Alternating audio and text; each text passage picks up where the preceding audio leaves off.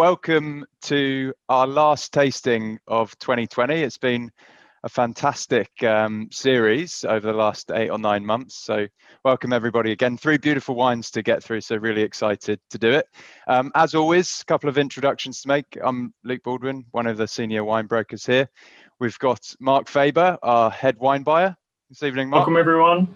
Doing well, thank you. We have Jane Moore. Jane's looking after our Facebook feed and basically keeping the wheels turning here. Welcome, Jane. Good evening, everyone. And of course, we have Alistair Cooper. He's our Master of Wine, our European wine consultant, and writes for Decanter and the BBC. And he is also our expert in South American wine. So welcome, Alistair. Good morning, good evening, everyone. Nice to see you all. Some familiar faces, some new faces. Hi, Peter, I can see that. Good to see you all, and really looking forward to this. This is, yeah, even though it's dark outside, it's there's the thought of some Cabernet and some Malbec and some Pinot to get stuck into, so I'm looking forward to it. Exactly right, exactly right. Now, adding to the international flavour of this evening, we have 2 expert guests. The first is Ben Gordon. So Ben is the managing director at BODEGAS Volcanas, and Ben has joined us in Chile at 4:30 a.m. in the morning. So that's a pretty good effort from you, Ben. So welcome. Round of applause. Good evening, everyone. Good morning. And apologies if I sound a bit rough, but it's a pretty early start, I have to admit. Normally I get up at this time for a holiday. And joining us in Amsterdam, Amanika Nierup, I hope I got your surname right, Amanika, is the brand ambassador for Bodega SALENTEIN. So welcome, Amanika. Thank you. Welcome, everyone. Beautiful. So just a couple of bits of admin to get on with. And if you've come to tastings previously, I apologize if this is getting a little bit boring. Please do start to pour your 3 wines. The first thing I should say is that between each wine, if you're new, we have a quiz. So basically, we want you to text into the number on the screen with your name, your email, and your answer. So basically, one entry gets you, so one text message which is correct gets you 3 entries into the Wheel of Wine. An incorrect answer gets you 1 entry. We draw it at the end of the evening, and it's your chance to win $50 worth of United Sellers credit. So nice prize there, and hopefully we'll be drawing a nice winner at the end of it. So good luck with that. Now, I always say it just to finish off, we want these tastings to be as interactive as possible. So we love your questions, you know, your comments, your tasting notes. Creativity is always encouraged. Please feel free to unmute at any point and ask. If you don't feel too comfortable doing that, we've got the chat box which you can use, and either myself, Jane, or Mark can put that to the experts. So that's all from me. Without further ado, I'm going to hand over to Ali to give us an introduction to South America. Cool, great. Thank you very much, Luke. And wow, where to start with South America? As Luke sort of alluded to there, I am, I suppose I consider myself a South American expert. So my passion to South America goes back a long way, back to when I was about 5 years old, actually. And I used to read the books of Tintin, and I got fascinated by, he went over to see the Aztecs and the Incas, and I got fascinated by South America. And I ended up studying Spanish and then studying Latin American studies at university. And I know Ben's the same, he got bitten by the bug of South America as well. And then I went and traveled all through Colombia and Venezuela, Ecuador, Peru, then lived in Brazil, then lived in Colombia, and then came back here and got into the wine business. And the wine business, the obvious place for me to go back to and learn about wine was South America. So it took me to Chile, where I worked and lived for about 3 years for a winery in about 2002 till 2005, and then moved to Argentina and lived in Mendoza for a couple of years as well. And I initially only went out for 3 months. I think the same happened to Ben. I ended up getting married and coming back to England with a child and a wife, and lots of amazing memories of South America. So my passion to South America goes back a long way. And I am always fascinated by what's happening over there. We've seen here, it's the world's second most important wine producing continent. And tonight we're talking about Chile and Argentina. But we mustn't forget as well Uruguay, and I know they're not the biggest producer as well. Brazil's producing some interesting wines, and Peru and Ecuador, but Peru and Bolivia, believe it or not, are also following hot on the heels. So we've got here, the vine has been planted in South America. We think of South America as being, it's always called a new world country, but actually they've been making wine there since 1551 down in the south of Chile, and the same over on the other side of the Andes. So there's a huge amount of history, far more than, if we say we're looking at New Zealand or Australia, which really are new world producing countries. This is the history of wine goes back quite a long way over there. Why is South America exciting? Quickly, I don't know if next slide is it a map of South America? Luke, I don't know if we've got a map of South America. Oh, we've got wine number 1 for the next slide. Wine number 1 next. Okay, no problem. I can pull up a map though if you like. No, don't worry about it. I'm sure we'll get there with the maps we get to look at with Ben. So, what makes South America? Just briefly looking at Chile. Chile is a fascinating country. It's a shoestring of a country. You've got the Atacama Desert in the north, so the driest desert in the world in the north, and down you're pretty much in the Antarctic down in the south. So in between, you've got every kind of climate to play with. Obviously, it's on coast of tectonic plates. They have problems with earthquakes there. Ben's going to talk to us about volcanoes in a minute. So geologically, it's an absolutely fascinating country. Well done, Luke. Thanks for pulling that up. So you can see how varied Chile is. And of course, it's only 100 miles wide at its widest point. And then you've got the Andes always flanking it all the way down to the south. So you've got the Humboldt Current. Ben and I will probably have a look at this in more detail when we get to the wines. So huge interest with geologically as well as climatically, and then we go on to the other side of the Andes, and the Andes, their altitude is the key that we're going to be looking at. But I'm aware we've only got a certain amount of time, so that's a very brief background to Chile and Argentina, why it's exciting, and that actually there's a lot more history to these countries than people probably give them credit for. So let's crack on with the next slide, Luke, and I'd like Ben to introduce Volcanis, because as I mentioned, we've got so much geological variation, and the idea and the concept behind Bodega Volcanis is absolutely fascinating. So Ben, can you give us an intro to Volcanis?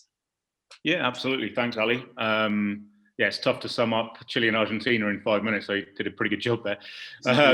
So yeah, just very briefly, so I'm the managing director of Bodega Volcanis. We're just a 10-year-old project, so certainly haven't been going since the 16th century like some of the winemaking in Chile. And as the name would suggest, is very much about volcanic soils. So Volcanis, bodega means winery, and Volcanis, volcanoes, for those who perhaps are not fluent in Spanish. And we started 10 years ago with our winemaker, female winemaker, and a geologist, mapping out Chile and looking for volcanic sites along the length and breadth of Chile. And as Ali has rightly said, geologically, Chile is very active in terms of volcanoes. And because of the tectonic plates, we're literally on the edge of Nazca Plate and the Pacific Plate. There is a huge amount of movement over time, and there's actually a lot of volcanic soil, but we're the only winery that's really sort of delved deeper to make that link with winemaking. So we're looking for wines that have natural kind of grapefruit because of the climate that Chile has, very much influenced by the Pacific Ocean, but also with this mineral edge to our wines because of the volcanic soil. So that's ultimately what we're looking for. How many volcanoes are there in Chile? I remember you told me the stat before, and I was kind of fascinated and astonished at how many there were. Yeah, so there's actually, if you include those that are now totally dormant and have even been tapped over, there's 2,900 volcanoes in Chile, of which about 90 are active and literally monitored on a daily basis. So I always say in presentations, along with Indonesia, it's the most volcanic country in the world, and I don't think Indonesia is making much Cabernet Sauvignon. So in terms of winemaking, we're pretty much the most volcanic country that is making wine worldwide.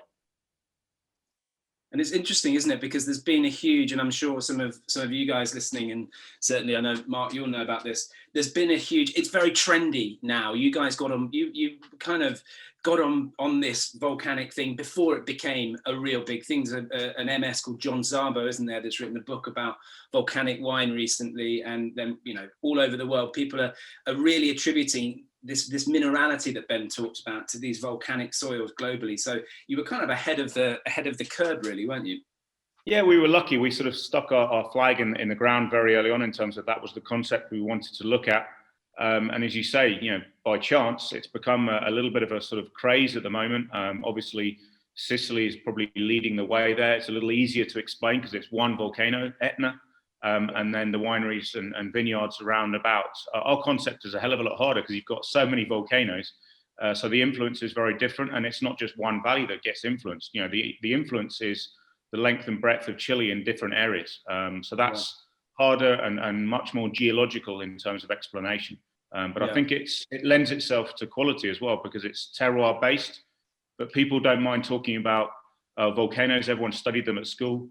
And it's maybe a little bit more interesting than actually talking about terroir and sort of people imagining some guy down a pit in a vineyard. It's a little harder to sort of gauge and kind of make romantic. And I think volcanoes really helps in that respect.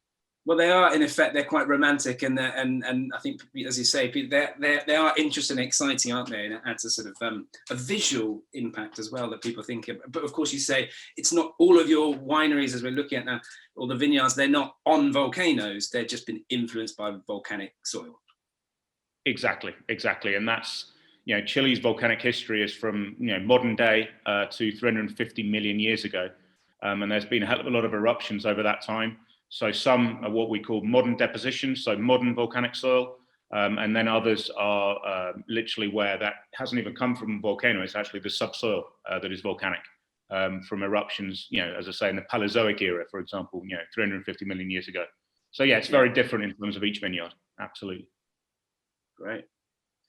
Yeah, very cool. I would also, something I would just add in there, Ben, so I can see, I know we've talked about this before, the granitic soils, because the granite of the Rhone has been so famous for so long, those granitic slopes, and that has to come. Tell me if I'm wrong here, but I thought that had to come from a volcanic origin originally. So that's kind of really the only way you can get it. So that's it gives you almost like a head start in that sense. Exactly.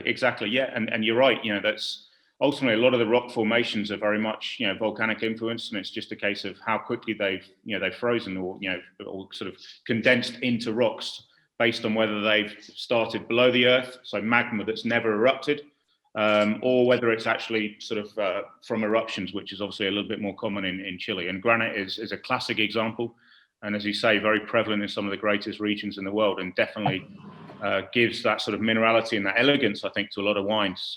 You still have to be in the hands of the right winemaker as well. We're very quick to point that out. If we had a winemaker that loved new oak and wasn't really interested in sort of bringing the volcanic element to life, then this would be a kind of pointless project. We've got a fantastic female winemaker that knows how to keep the wines delicate and elegant at the same time. Yeah. And we've got a question from Keith. He's asked what the latitude of these your winery is, and also the vineyards. Yeah, good question. So, I mean, in Chile, a lot of people talk about the sort of 35-degree parallel is kind of where the bulk of Chile's production is. So that would be in and around sort of Rapel. But obviously, as you can see, we're actually present in areas further north of that, near Santiago in Maipo, which, I'm just outside Santiago today. So that's sort of the northern area there, the sort of brown area on that map you've got up. And then we do go right down to the further south areas like Bio and Malleco, where it's more sort of active volcanic depositions. And that would be down to about, you'll have to forgive me in terms of latitude, but I think it's about 37, maybe even 38 in terms of the latitude. Yeah, you're right. I think it's just pushing 38 down there. But... Yeah. Okay. Fantastic. To put that in a bit more of a perspective of where, just to put the final answer on that question, that's to Keith. So in regards to where the Australian wine regions would be, we would probably be more in line with the we'd actually, I think we're probably pretty much in line with either the Rapel Valley or Maipo. We don't really, maybe Tasmania might be getting close to Bio, but I think we don't really go that far down at all, especially when you're going down to Malleco. We tend to be more in the kind of central to northern section of where Chile is in Australia here, the major wine regions of Australia. Yeah, I think Central Otago is down sort of in line with Chiloé or something like that. So Central is 45 degrees below. Yeah, if we're down in Chiloé, quite a bit further south, there's a kind of bit of a weird battle between, well, it's not really a battle, but winemakers in Argentina down in Chubut say that they've got the furthest south winery. It's Central Otago. Yeah, well, there you go. And then I think people say Central Otago, and then there's certainly experimental vineyards down in Chile Chico in the south of Chile that are further south, but they're so far south that I don't think the wines are really that great yet. And I know that's part. Ben knows all about those, doesn't he? The Chile Chico ones. Just to add to that as well, I think the key, and you mentioned it briefly, the Humboldt Current. That is the key here. If you actually Eurocentric point of view, but if you like folded a global map in half, Chile would be around Morocco. The vast majority of so it'd be Northern Africa. It wouldn't even be in Europe. If you literally sort of became Southern Hemisphere, became Northern Hemisphere. So, that's hot. That's Casablanca Valley, but not the one I'm talking about. So the Humboldt Current in the Pacific Ocean is absolutely crucial to Chile. To give you an idea, you guys are in the water a lot in Australia. In Chile, you don't see many people in the water on the beaches, partly because of the current, but in terms of it's pretty ferocious, but also because it's bloody cold. You need a wetsuit to be getting in there. It is very, very cold, and as you say, that is the key to making wine. They're both that and of course the Andean influence as we go further east as well. So those really are vital in wine production in Chile. As you say, Ben says, without it, it would be far too hot. We should probably have a look at the first wine, shouldn't we? Yeah, I was going to say, Ali, we should. Well, I'm sure everybody's started and had a go on it.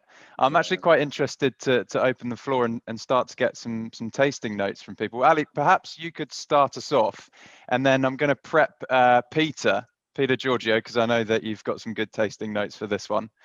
So Ali, what are your thoughts on this wine to start off with, and then we can go to Peter.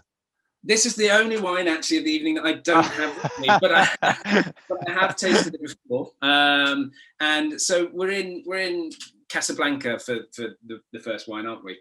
And we're going to probably have a look at Casablanca in a minute, which is classed as a cool climate area. And I would say I always think of Casablanca Pinot as being, if you think of Chile, essentially as you go further south, it gets cooler.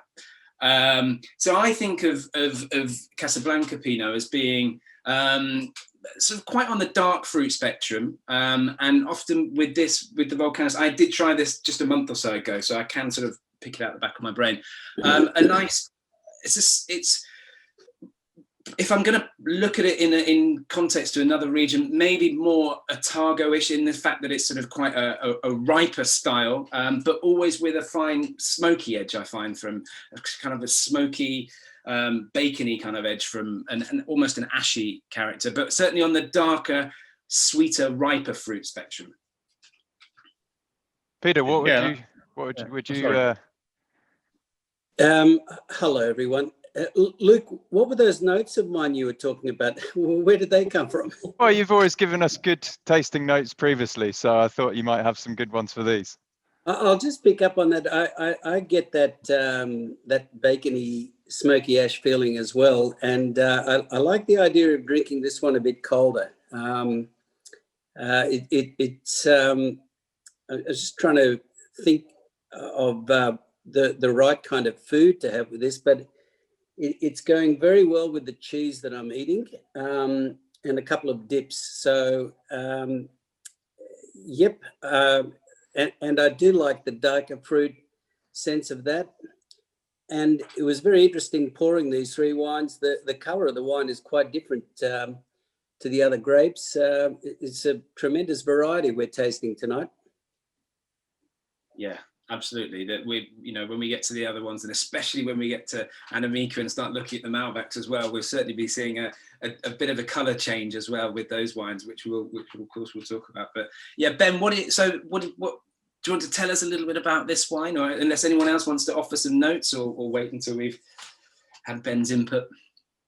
Sure, yeah, I'm happy to, unless anyone else wants to chip in quickly. Well, it's quite light, isn't it? it's quite light. Is it designed, Ben, to be drunk in the the first 5 years? Yeah, this is yeah, exactly. And to be honest, this is where we start our production. We actually start with reserva. We don't produce wines below that sort of category. These are young wines. They're meant to be drunk, sort of straight from the bottle, if you like. They can be aged, up to 5 years, as you've just said. But we're really looking for wines that you can enjoy. You don't need to decant. We're not trying to be overly kind of complex either. And I think the key with Pinot is to make sure, especially in the New World or in warm areas, you can get carried away and you can make Pinots that can be a little bit punchy. But I personally as well prefer the wines that are softer, a little bit more elegant. And I really like this sort of mineral edge that this wine has as well. And that's the key. Casablanca is cool climate. It's not as cool as some of the other areas within Chile, like Lleida. So you get a little bit more richness, but we have to be careful there, not over extracting in the winery. So you still get soft fruit with this mineral edge that we're looking for. But I love the fact that this is a really easy drinking, quite versatile Pinot as well. Peter was talking about food. I love Pinot in general for that same reason. It's a great food wine. And this, as long as you're not having a huge steak, it goes very well when you actually have a lot of different flavors. So when you're sort of picking at lots of different foods or a cheese board, this is a great wine. So Ben, if I could just pop in quickly here. So Bruce has just asked a quick question about, and we always, very, very good point, Bruce. We do have the discussion around altitude versus latitude. So is this, I know Casablanca is right near the coast, isn't it? So I'm not sure you're going to get much altitude in this, are you? No, and it's one of the things as Ali's obviously mentioned, you can't talk about South America without talking about the Andes. They're behind the Himalayas, the second highest range of mountains in the world, and they have a huge influence. What I would say is, when we move on to the Malbecs with Argentina, the Argentinian side tends to use altitude a lot more because the Mendoza Plateau, we have the Pacific Ocean direct influence, so the coolness comes from us from the Pacific and obviously comes down off the Andes snowmelt, whereas Mendoza is hidden behind the Andes, so they need higher altitude. There are some Chileans producing wines, up at around 800, 1,000 meters. The Argentinians have been doing that for years. But Chile, when you go really high altitude, it's cold. It's really cold. So it's difficult to produce wine. So most of our vineyards will be anywhere between almost sea level up to 500, 600 meters in the Volcanes project. And beyond that, it's actually pretty difficult to ripen grapes unless you're in very specific pockets within the country. So for me, in very general terms, Argentina tends to sort of win the altitude battle. And it's the Pacific and Andes influence that helps in coolness, but we don't need to go so high to obtain it. There's people pushing that now a bit, isn't there? You've got Elqui. There are areas now where people are, I know that Alcahuas and stuff, people are beginning to experiment, certainly, but with altitude, as you say. But in Argentina and Mendoza, as we'll look at when we get to the Malbecs, they've really pioneered and mastered that altitude. But it's beginning to happen, I think, on the Chilean side as well. I'm thinking about Pinot in Chile. So when I lived in Chile, 2002, when I first got there, and when I left Chile, I remember saying to myself, Chile is not capable, or certainly at that time was not making Pinot that was any good at all. I found it all quite red fruit, quite strawberry, quite confected. And I think the story of Pinot Noir in Chile has been really quite phenomenal, how it's gone on now. Because it's gone on from me, I was very negative about Pinot Noir from Chile. And now I am absolutely convinced that they will. They're now making very, very, very good Pinot over the length of the country, and they will be making great Pinot within 10 years, because it's such a, for many years they had the wrong clones, they were planted in the wrong place, and now they're really finding the right areas. And the other thing, of course, to make good value, Chile has become synonymous and almost to its detriment with this fact that it can make good value wines. And people have always said, Chile makes good value wines, and therefore it's harder for them to get people to invest in more premium products. But to make good value Pinot and good quality Pinot is not easy. And it's astonishing now, the Pinot that we're drinking tonight that you've got, I think really does, people say good value Chile, but this really is good value Chile. And to get good value Pinot and quality Pinot at this price doesn't happen in many countries, I don't think. It definitely does not, especially in Australia and New Zealand, that's for sure. But no, before, I'd agree. Yeah, before we're going to move on to our next wine in a second, but before we do, we're just going to do our first quiz of the evening. Now, this is a bit of a history exam here, history and ampelography exam here. So, again, text in answer 1, 2, or 3. Oh God, I've put answer 2 twice here. That's me. Sorry. Let's leave the last one as answer 3, please. Sorry about that. My mess up there. So, which of the below wines or grape varieties was not one of the original varieties first planted in Chile by the Jesuits when they arrived? And as Ali said, that was back in 1561. 1561, is that right? 51. 1551. 1551. So answer 1, Torontel. Answer 2, Tempranillo. Or answer 3, Moscatel. So text in to this number down here, 0419 001 858. And Jane will be receiving your answers. So again, to just remind you, if you get the correct answer, you get 3 entries into the Wheel of Wine. But even if you don't get a correct answer, you get 1 entry in. So 1, 2, or 3 will give you about 25 seconds more. I can see a few people furiously texting in here. Hopefully people aren't cheating and answering 1, 2, and 3 in the same. So in 20 seconds, Ali or Mark or Ben, we got a question in from Fred. Is Chile still producing wines from Spanish varietals? Okay, really, really quick answer to that. So the first grapes that came in 1551 came from the Canary Islands via Peru. They were, I'm not going to say what they were because 2 of them are on here. And one is not. And one isn't. Another one was called País, a red grape variety. And there's been a renaissance in the past. So yes, they are still making wines. And in the past 20 years has been a very welcome renaissance of these grapes. And something we haven't even talked about. This is why Chile is so fascinating. I've seen vines that are up to 200, 250 years old, almost 300 years old in the south of Chile. They don't have phylloxera. They didn't have phylloxera. So a lot of them are planted on their own rootstock. So there is astonishing amount of old vine genetic material in Chile. It's quite fascinating. But yes, they are still making wine from these Spanish varietals. Amazing. So that we're almost half an hour in, and we've only tried 1 wine. So I think we should swiftly move on to the Carmenere, and let's move on to Carmenere. Before we move on, I'll give you the correct answer. Ali, you should know this one. Well, yeah, the one that wasn't one of the originals was Tempranillo. Correct. Ding, ding, ding, ding, ding. Tempranillo, though very famous in Spain, it was not brought over originally by the Jesuit priests. So, just a really quick one. If anybody has text in an answer but without their name, just quickly send your name again, because otherwise I can't enter you in without a name. Thank you, Jane. Okay, so let's move on to our next wine, to our Carmenere.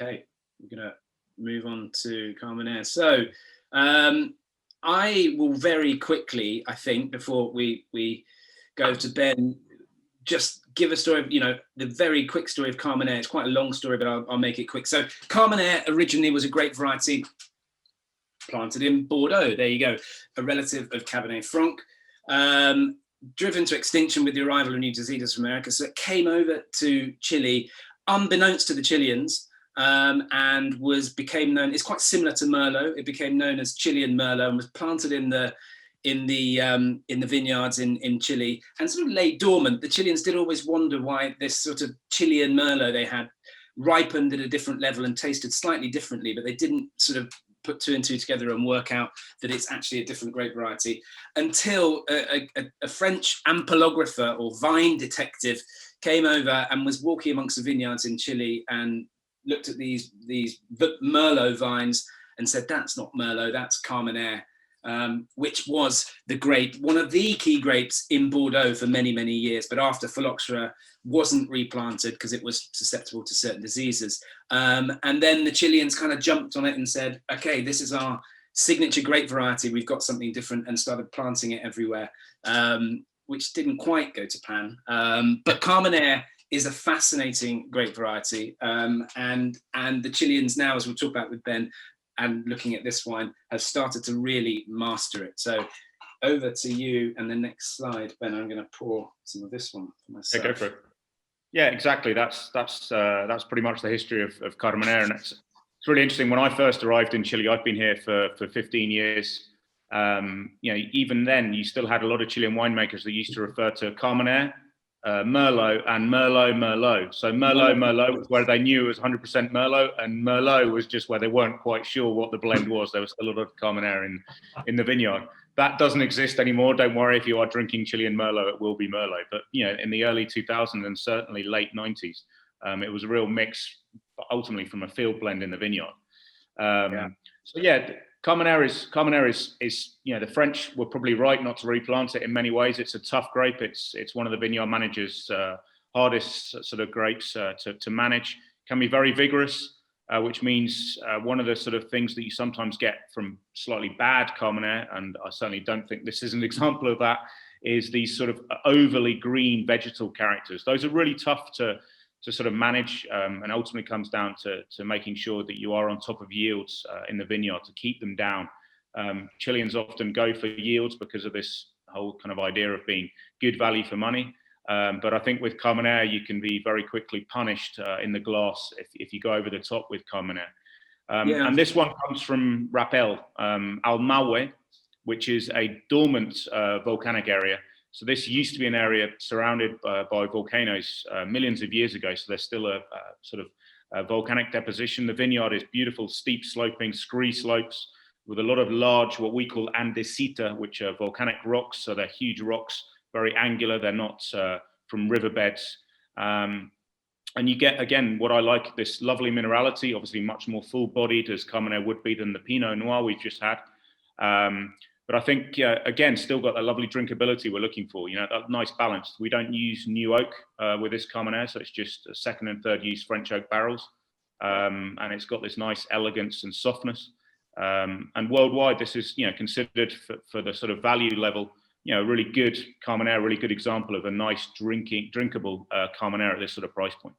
Yeah, and I think looking at, and I remember talking to Pilar, the winemaker, and when I was over talking about how Carmenere has progressed, and one of the things that happened with Carmenere when it became when it was rediscovered in 1994, was that the Chileans, they looked at with envy really over the Andes to the Argentines, who had Malbec as this signature variety that was going great guns that people were really investing in. And the Chileans thought, well, and Cabernet was their sort of staple at the time, which was actually, not perhaps losing favor, not quite as trendy. And they thought, great, Carmenere can be our Malbec, can be our signature grape. Like the Spanish have Tempranillo, like the Argentines have Malbec, we've got Carmenere now. So there was a big rush to plant Carmenere, their signature grape, and they planted it in maybe the wrong places. It needs to be in a warm place, but not a hot place. And as Ben said, it needs quite a lot of care in the vineyard. And I remember talking to Pilar, she said the key is harvest date. You miss it by a couple of days. If you have it too early, it can have these really green, peppery flavors. If you harvest it too late, it can go soupy and jammy really quickly. Yeah. So it's not the easiest grape variety to get right. And I don't think Carmenere, they're really learning now, and you can see with this one, when to harvest it, where to plant it. It's not a grape variety like Malbec or Tempranillo that can do well in many sites. Malbec in on the other side of the Andes, you can plant anywhere. Carmenere is really site specific and needs to be looked after and planted in the right places. So now I think in the last five years, Carmenere has really come into its own, and I've seen the progression has been amazing. I think this is a perfect example of what Carmenere should be at this price point as well. I very much agree. And for me, I get when you taste good Carmenere, in my opinion, it should taste to you. There should always be a green element to it. It's showing its lineage by having that Cabernet Franc, that slight hint of green, kind of capsicum, little hint of that, little stalkiness. Yep. But it always should taste of bitter chocolate, of dark chocolate, and I get so much of that in this wine. I absolutely love it. Yeah, totally. And sorry, coffee. Ali. ground coffee element as well. And but if you, as you say, if it's harvested too early, it can be really green peppery, capsicum-y, pyrozine, as we'll say. But again, too late, it can be really juicy and overdone. And I think this has got, you know, it's got acidity. It can lose its acidity very, very quickly. And again, price point, what do we sell this one for, Luke? 20, 25. Yeah, I mean, it's astonishing value for $20, $25, I think. And yeah, it's distinct, it's unique, but you know, you can see it's similar to Merlot, similar to Cabernet and Cabernet Franc as well. But I think they're beginning to really learn with this, and that the ease on the oak as well is really key. I'm quite interested, Ali, just with those who are on webcam, to get a show of hands to see who actually has, if this is their first Carmenere. So for me personally, this was the first Carmenere I'd ever tasted. Who's drunk Carmenere before? Maybe it's easier to do it that way. Okay, so few hands. So it seems like the large majority, actually, this is their first Carmenere. Well, obviously you have, Ben. Just once or twice, mate. So that's really interesting. From the buyer's perspective here, we really took a bit of a punt. United States, we took a bit of a punt by bringing in Carmenere, and originally we brought in one pallet.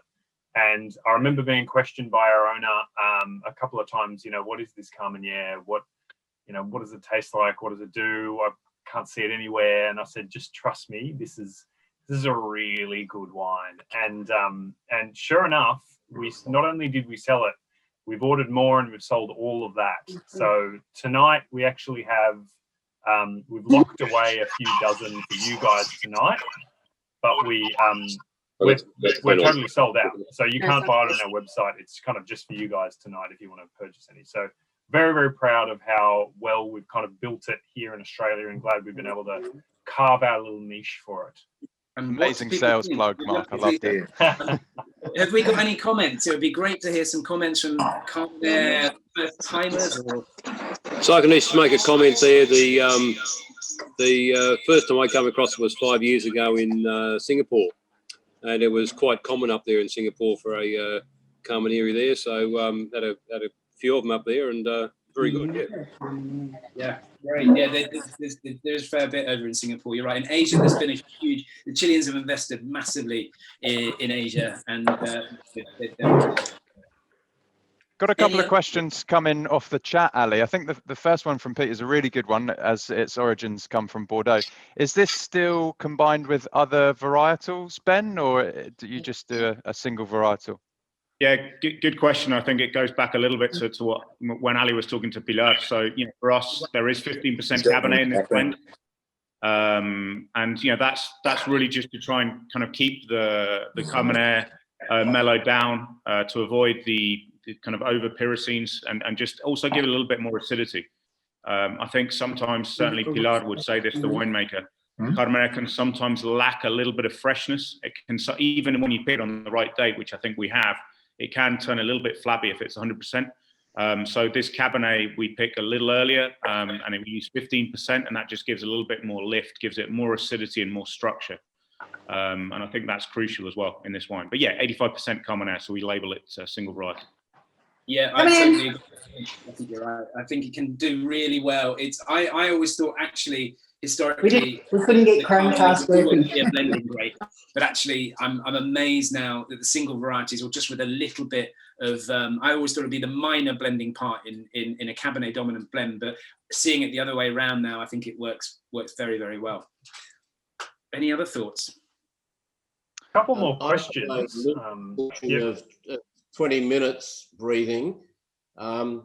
It's now had almost an hour of breathing, and I found it much more approachable. Now it's had after an hour. Yeah, I think that's probably fair. Which I think is a good time. What have you seen? How have you seen it evolve, Fred? Well, initially it was a bit bitter, and talking about green, it struck me a bit like that. Whereas now it's smoother. Yeah, I think that's probably fair to say, wouldn't you, Ben? That with Carmenere it does smooth out those edges with a little bit of air. Yeah, definitely, especially aromatically as well. I think, you know, when you pop a cork on a bottle of Carmenere, you know, it's, as Mark says, you know, it's going to show its true sort of genetics, and you know that is a little bit of greenness, a little bit of a green edge to it. But I think that does mellow down over time as probably the Cabernet starts to lift it as well. So yeah, it's always good to give them a little bit of airing. And I noticed someone's asking about cellaring as well. Again, this is still from the same range as the Pinot. It's a young wine. You can age it. This is the 19 vintage. We've just sold out of this now in the winery. We've just started moving on to the 2020 vintage. But this would keep for 5 years without any issues. But the idea is it's ready to drink now. What you might notice over time, it starts to evolve a little bit and sort of soften. And you maybe get a little bit sort of less rich fruit and a little bit more mineral edges coming through as well over time. Great with a barbecue, isn't it? I mean, this is an absolute cracking barbecue wine. What do you guys? A show of hands as to who likes this wine would be great to see. Who's a fan? We got got a fair few hands. Pretty good turnout. Pretty good. Excellent. So final question, because I'm aware of the time, and Annemiek has been so patient here with the Malbec in the wings, waiting in the wings. Yes. One final question for you there, Ben. Is there any interest? This is from Keith. Is there any interest in Bodegas Volcanes producing organically or kind of natural wild ferment, moving down that angle? Because that has been very, very, very popular. Yeah, interesting. Good question. At the moment, it's not like on our immediate radar. I think that the simple way of answering that is Pilar is, although she's a young winemaker, so she could be considered quite sort of audacious and quite willing to try things. Her mother was a winemaker as well, so she's got a lot of tradition. So she's just very good at kind of classic winemaking. Her focus is just to continue improving that side of things. And in general terms, organic projects in Chile, there are a few more that are sort of cropping up. But at the moment, when I'm asked, we kind of say, look, we're volcanic at the moment, not organic. And that's our focus, to continue to push the boundaries, looking for more volcanic sites rather than branching out into those other things. But yeah, it's never say never. Yeah, great answer. Thank you, mate. In other areas, Ben? Yeah, absolutely. I mean,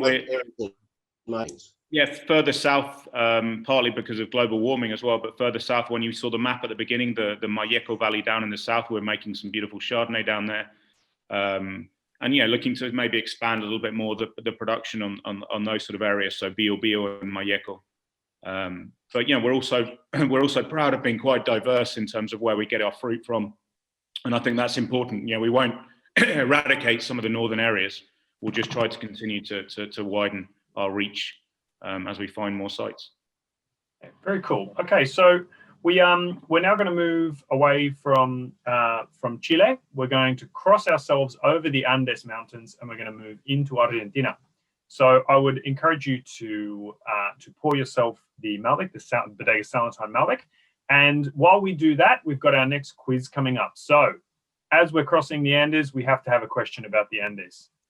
So let's move on to this. So the highest active volcano in the world, the Ojos del Solodo, is found along the Chile-Argentina border at what altitude?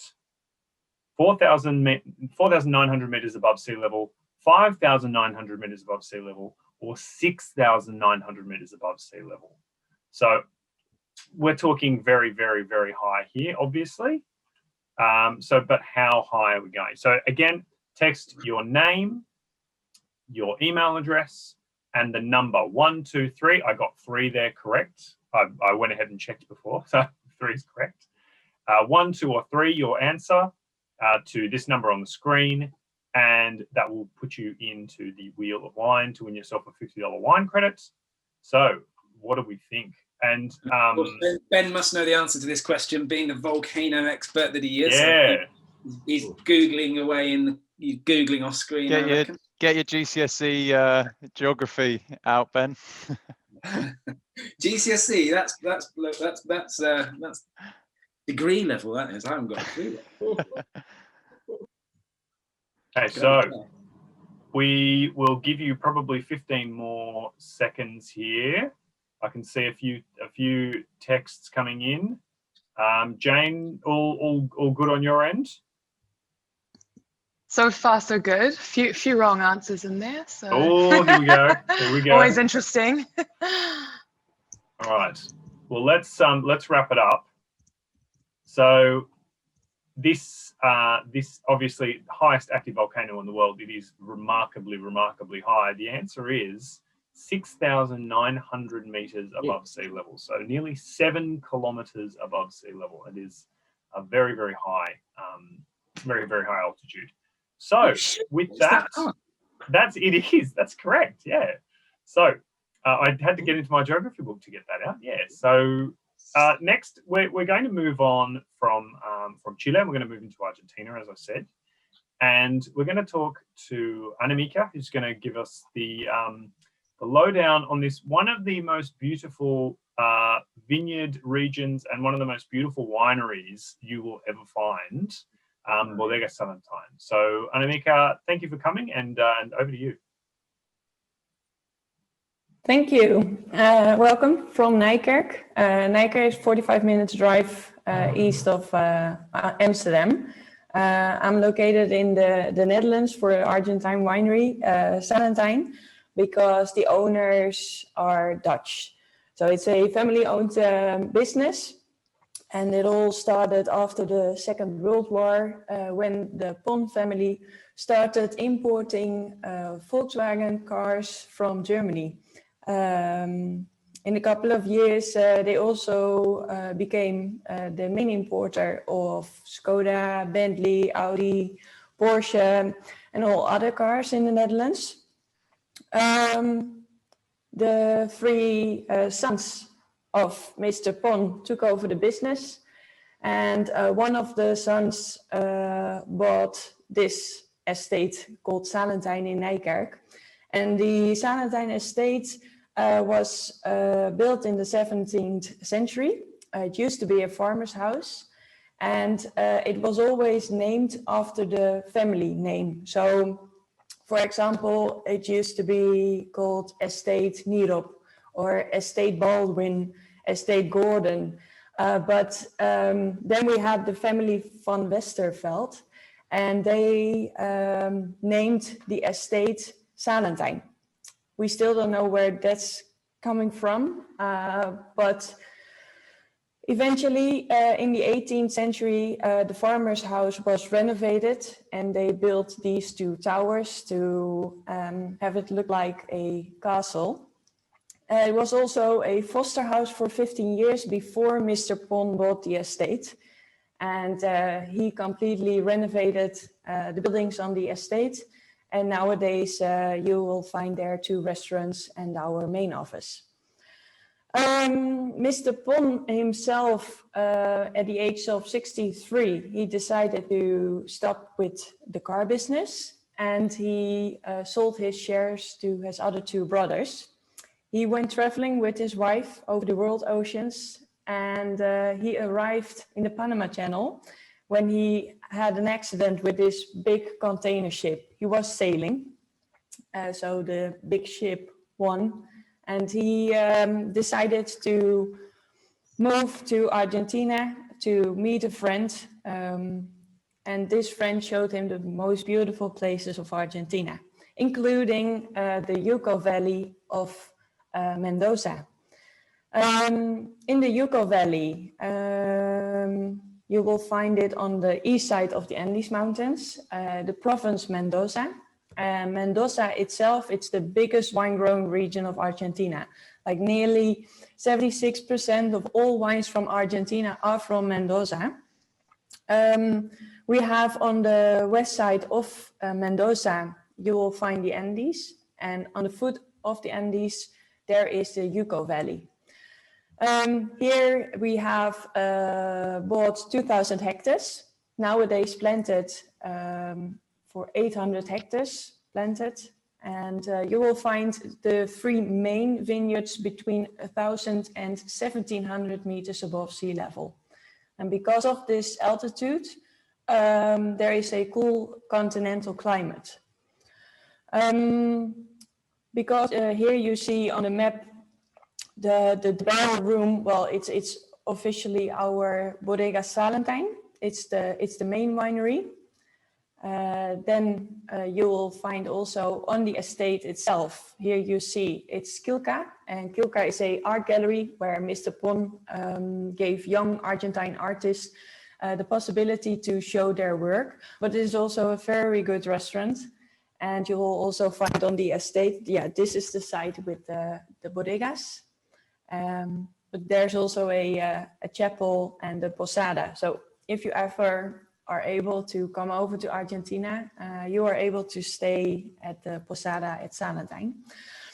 Well, regarding the vineyards, so cool continental climate because of the high altitudes. And cool continental climates, you'll have cooler temperatures during the year. There's a low annual rainfall and there's lots of sun. But yeah, so the sun and the low annual rainfall could be a problem.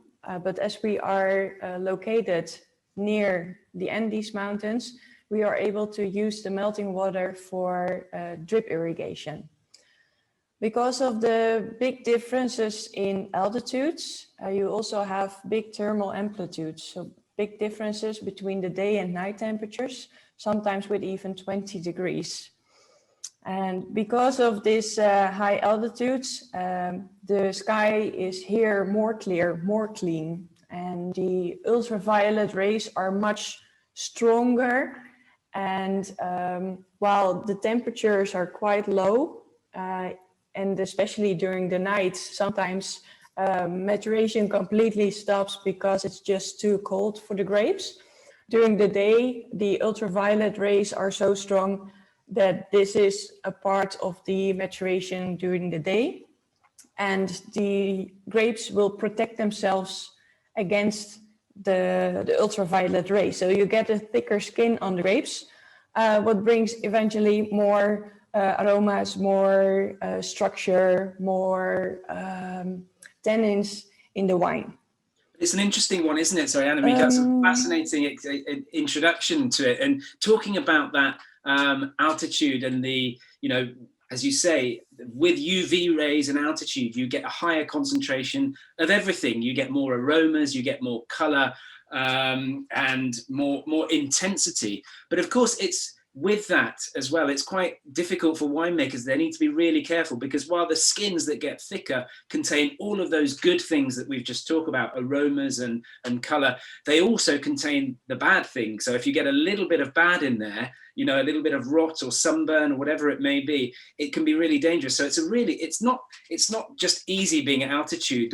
There's a great job to be done in the vineyard at protecting those grapes as well, because they contain the good and the bad. And you can see this is just jumping out the glass, isn't it, aromatically? There's so much going on here. Yeah, absolutely. Thank you. Yeah, we have here the barrel selection Malbec, and yeah, the complete range of Malbec. We do the complete range of barrel selection. We do produce some other wines for this range as well. It's all about the grape typicity. So the varietal expression is very good in this range. Regarding Malbec, I'm not sure if Ellie had something in mind to explain for Malbec. Otherwise, I'll do that. I can do it quickly if you want. I'm happy to help you out here. So yeah, the story of Malbec is no, I'm not sure if you did prepare something like Carmenere. No, I didn't. I can say something about the history of Malbec, but actually, why don't you tell us about the history of Malbec? I've done lots of talking today. Yeah, I will. Yeah, so thanks. Yeah, Malbec it's like Carmenere, originally from Bordeaux, and they used it in Bordeaux as a small part of the blend, as the wine is very dark in color, lots of tannins. It was good to have in a small percentage, like 10% in the blend. Malbec has had a rough time with wars and the Romans and diseases.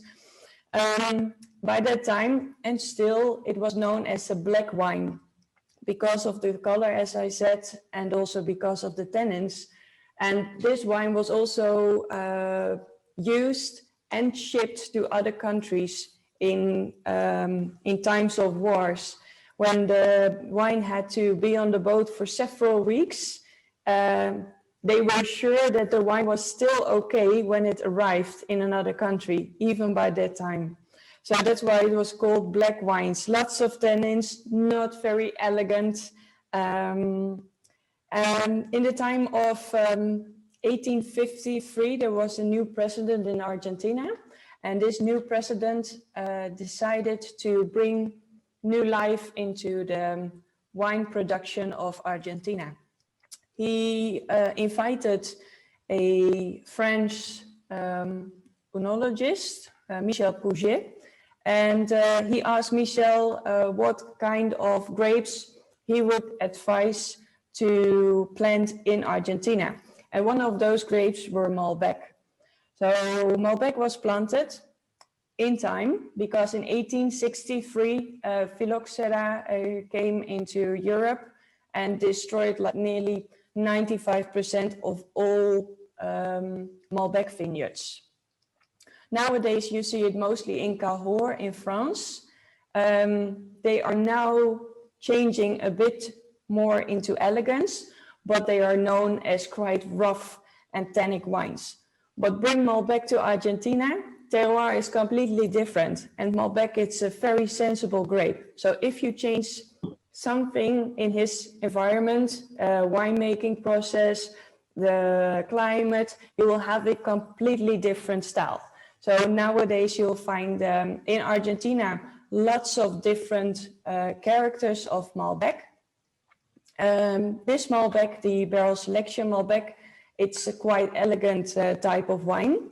We use the grapes from 2 different vineyards. Our El Oasis vineyard at 1,050 up to 1,200 meters, and our La Pampa vineyard.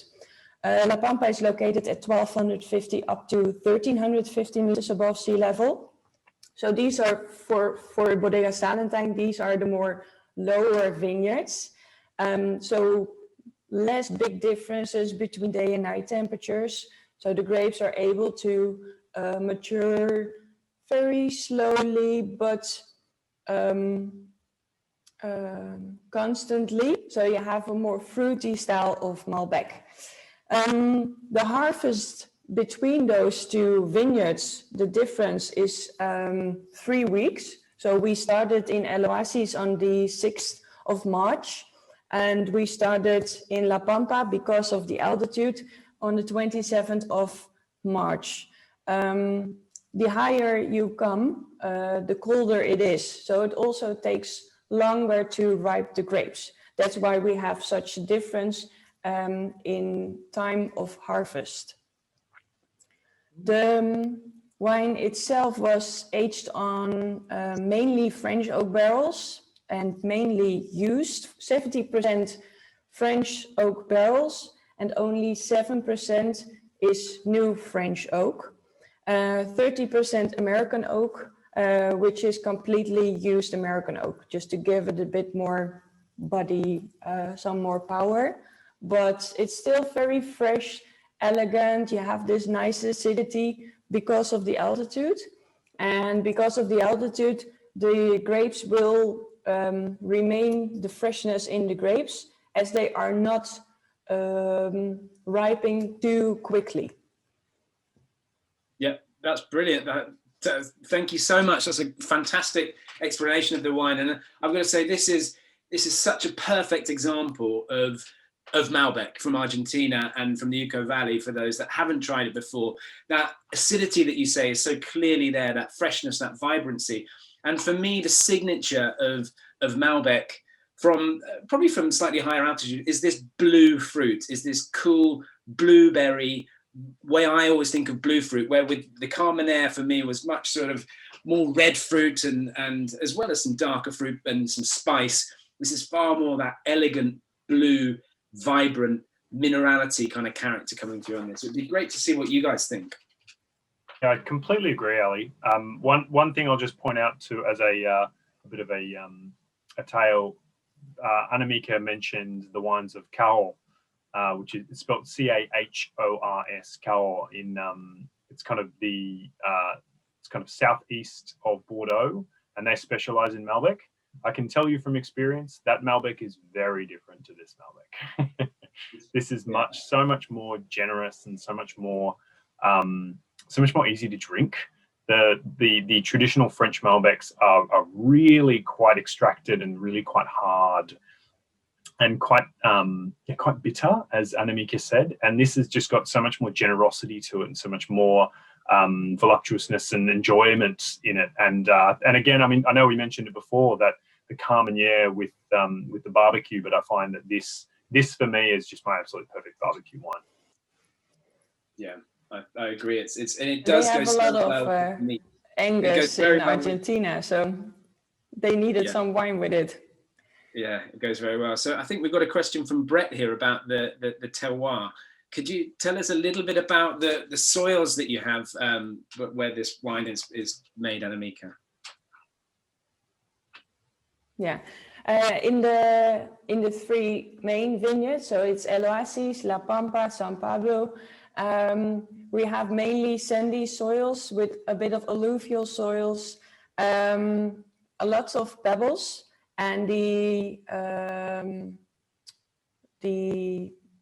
how do you call it? The Dutch word. The size of the pebbles are different in altitudes. The more lower parts you'll find here small pebbles, maybe 10 centimeters big, and on the higher estates you'll find the more rough stones. We also have a vineyard called El Tomijo in the geographical indication Altamira, and here we also have some calcium carbonate, and this is influenced by the pH of the water, plants, bacteria. Calcareous soils are brought by the Tunuyán River from the source in the Andes Mountains of 4,000 meters high. Well, like 480 million years ago, the Andes Mountains used to be underneath the sea. So you'll find calcareous soils on top of the Andes, but you'll find it also on the sides of Tunuyán River. And these calcareous soils with calcium carbonate is also part of our terroir. Perfect. Fantastic, thank you very much. And I think Brett added a little amendment to that. So potentially the differences between France Malbec and Argentinian Malbec, the terroir. I mean, one thing that I would first of all say would have to be the elevation. Cahors, I know, is right down by the river, and it is very, very, very low altitude. It's very kind of waterlogged, not waterlogged, but the water's in abundance. Whereas in Argentina, especially in Mendoza, the altitude is, I think it's fair to say that you guys could only really make the wines you do, or any crops at all, because of the snowmelt from the Andes. If you didn't have the Andes snowmelt, I'm not sure there'd be much growing there at all. It's a very, very dry place. No, that's true. That's true. The water is very important. Fantastic. Well, that I think wraps it up on the three wines. Unless anybody had any questions, I'm conscious we're slightly over time, but as long as nobody's got anywhere to go, we can carry on. Fred just had a quick question that he popped in the chat. Do you want to just ask it directly, Fred? When I was in Mendoza in 2008, Salentine and others told us that the Argentine Malbec had over the 100 years morphed into a different clone. Just some of the Pinots have different clones, and Cabernet does, and that it's a different clone, quite different genetically from the French Malbec grown in Cahors. Yeah, we do use a lot of different clones. So you carry on. We do use a lot of different clone types, but more with our other grape varieties like Chardonnay and Pinot Noir, we use clone types from Italy. But the Malbecs we use are the original Malbecs with original rootstocks. I understand, but over time, has it evolved in Argentina? So it's not just terroir, it's also a different grape now. It has, yeah, it has. It's changed. So the clone, essentially, the clone that they have in Mendoza, there's of course there are different clones in Mendoza, but yeah, it is now genetically different. If you took a cutting from Cahors and a different one from, and main ones from Argentina, they have changed over time. There's essentially a little, I think they have smaller. I think they have tighter, smaller bunches in France still, which increases the tannin potential as well. So I think yes, they are slightly different now. Interestingly enough, there's a winery called Merite over near Adelaide somewhere, and I just got a bottle sent through from them yesterday. They went over to Mendoza and took specifically some clones from Mendoza, the Mendoza clone, back over to Australia, and if you look for those wines from Merite, they're quite proudly talking about the clones that they've got are from Mendoza rather than from Cahors from France. But yeah, you're right, Fred. They have changed they're quite different now. The two expressions from Cahors and from Mendoza. And before we leave Salentine, you didn't have a picture from the top. One of the things that hit me when we visited Salentine was you go in at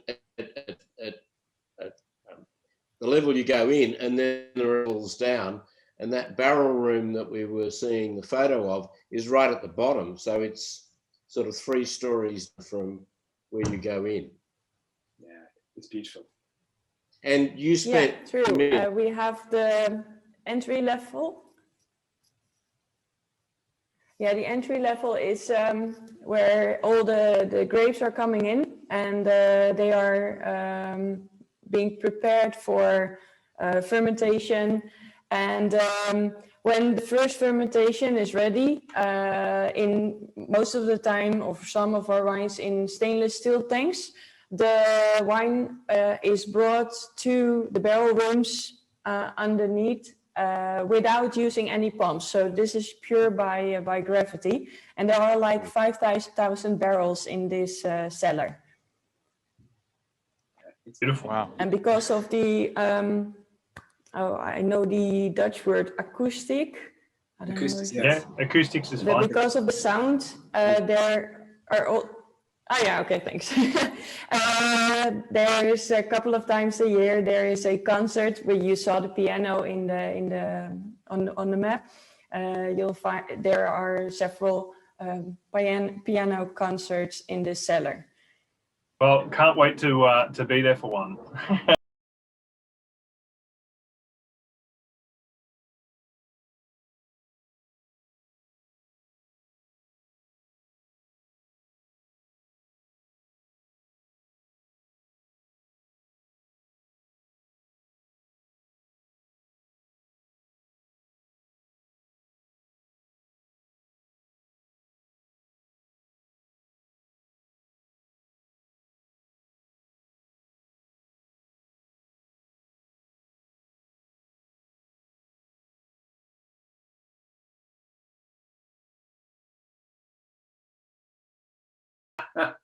Do we have Kathy on the gallery view? Where's Kathy? There she is. There's Kathy. Hello, yes. Well done, Kathy. Thank you. Cheers, Kathy. Thank you very much. Okay, so Mark, if you can just bring up the slides again. I've got a couple of announcements there. Beautiful. So those are the wines there, guys. As Mark mentioned, we've set aside a couple of these. We didn't want the rest of the sales team getting access to them before you did. So there is an allocation of those if you'd be interested in revisiting them. Only 40 of the Carmenere. So get your orders in quick if you'd be interested in looking at that one again. I should mention, if you can move us on one more again, Mark. We have started to put together our 2021 event schedule. So whilst none of these are up and live, we just wanted to give you the guys the first dibs, basically. In February, or the end of January and start of February, we have our 2-week, the first tour of the new year for Central Otago. So I know Jane will be certainly leading us on that one. Can't wait to get your insights on that one, Jane. On the 11th of Feb, we've got the Rosé comparison.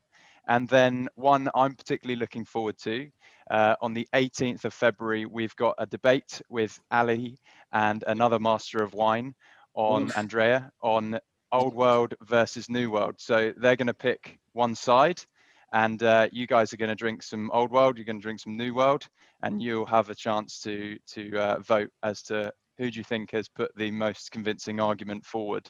So am I Old World? Am I Old World or New World? Well, we haven't spoken about that one, Ali, yet. Right, okay. You better give me the heads up so I can start prepping. Oh, I've got a couple of... So for everybody who's picked up a bottle of the Primus, I am going to open the breakout room in a second. You'll see a notification on your screen. Just open it up and you should go into the breakout room. For everybody who hasn't and you still want to stay on the Zoom call, I know that Jane is going to stay in the main room. Feel free to unmute, have a chat with her. We'd love to have a conversation whilst you're finishing off your wine. If I haven't added anyone into breakout room and you have bought the Primus, just send Jane or I a chat and I'll get you added in. So that's no problem at all. But I should say from me, and I know that the team here at United would echo this, it's been an absolute pleasure to run these virtual tastings for the last 8 months or so. We've had a lot of fun. And thank you everybody for coming in. And I should say thank you to the experts as well. Thank you, Ben, and thank you, Annie. Yeah. Thank you both guys very, very much. Good to see you, Ben. Good to see you, Annemieke. I'm going to see you in the breakout room, Annemieke. But Ben, thanks for joining us, mate. It must be, what time is it? You're almost time for a coffee now, isn't it? Or have you had a few of them already? I've already had a few coffees. Time for a run, I think. Time for a run. You go out for your run, mate. Great to see you, and we'll catch up very soon. Absolutely. Thanks very much to everyone. Awesome to see you, Ben. Thank you so much, mate. Thanks, Really Ben. appreciate it. Thanks, mate. All the best. Have a good evening. Cheers. Cheers. Bye, everyone.